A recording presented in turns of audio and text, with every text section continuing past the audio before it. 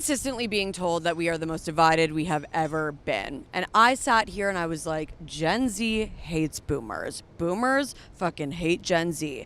And guess who was proved wrong? Your girl. Let me show you. This is What the Fuck America. It's politics for cool people and culture for smart people. I think it's kind of a widespread belief that older people feel like young people don't respect them in politics, and that young people also feel disrespected by older people. Do you feel like that's true? I don't feel that at all from young people. In fact, I feel very supported by young people. I appreciate that some of the older generations of the party are passing over the torch to Generation Z and the newer generations of the party. I actually believe that the Democratic Party is one of the best intergenerational communities that we still have. I listen to them.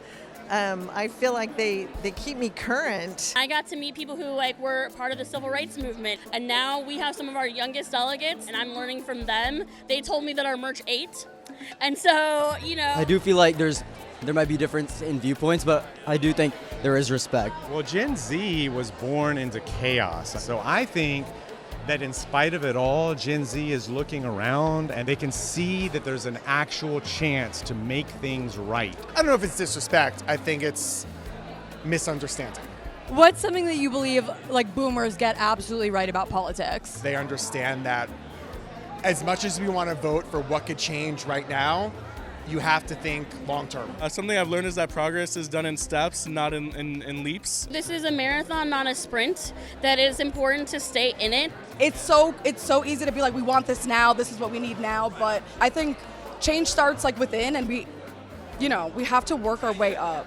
I was caught on my back foot by surprise completely. My hypothesis was that, the older generations look down on young people. They're asking too much. They're too entitled. They don't understand the way that this works. They're not engaged when we need them. And then you look at the other side of that coin where young people are like, those old farts in the wind, won't give it the fuck up, and create room for people who want to cement their future. And it opened my eyes to the possibility of the moment we are in.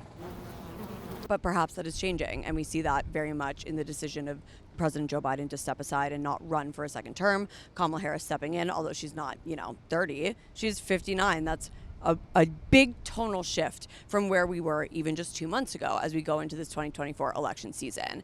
Young people are energized, older people are energized, and they're finding ways to have conversations and learn from each other. If we can do that between generations, we certainly can do that between parties, right? How hard can it be? And you're like, Grace, how hard can it be? Look at the past 8 years in this country. Let's be serious for a second. Call me idealistic this time, because I think that it's possible. And I'm wondering how in our own lives, when we're afraid to have conversations with people, even who we love, not even strangers who we have no relation to, and are failing to do so, what does that say about us as a culture? And I'll use my own life as an example for you. I'm struggling with people in my life to connect about our differences when it comes to thinking about what's happening in Israel and Gaza.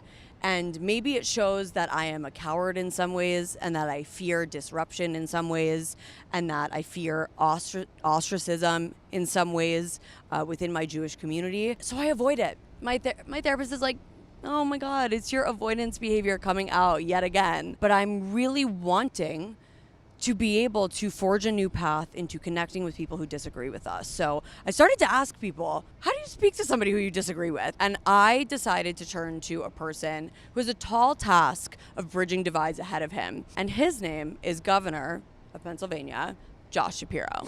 Everybody, it seems like, is saying the road to the White House runs through Pennsylvania. So true. It's so true. And by the way, it may be the one thing that Democrats and Republicans agree on. Pennsylvania is it. We are the epicenter of this election. By the way, we've been the epicenter of our democracy since it started 248 years ago. So we're used to this, and we relish the responsibility. So as people have their eyes on you, you will be making a county by county by county by county run around your state. 67 of them, all 67. So first of all, is your preferred mode of transportation bus, train, car? How are you going? I'm doing everything. Anything that allows me to connect most with folks is the way I like to go. I personally love the big bus, getting on there and showing up in communities. It's great. So once you get to a community, it might be friendly, it might be unfriendly in terms of political ideology. You're going to going to pay a visit to a lot of counties that may not have voted for you, that may be Trump strongholds. How do you prepare yourself to enter in and try to make a case for Kamala Harris? It's a great question. First off, if you know me, you know I show up everywhere. Rural, urban, suburban communities. I don't care if these folks voted for me, didn't vote for me. My job is to be a governor for all Pennsylvanians. And what I'm going to do when I'm out campaigning is the same thing I do when I'm governing. Show up, treat people with respect, listen.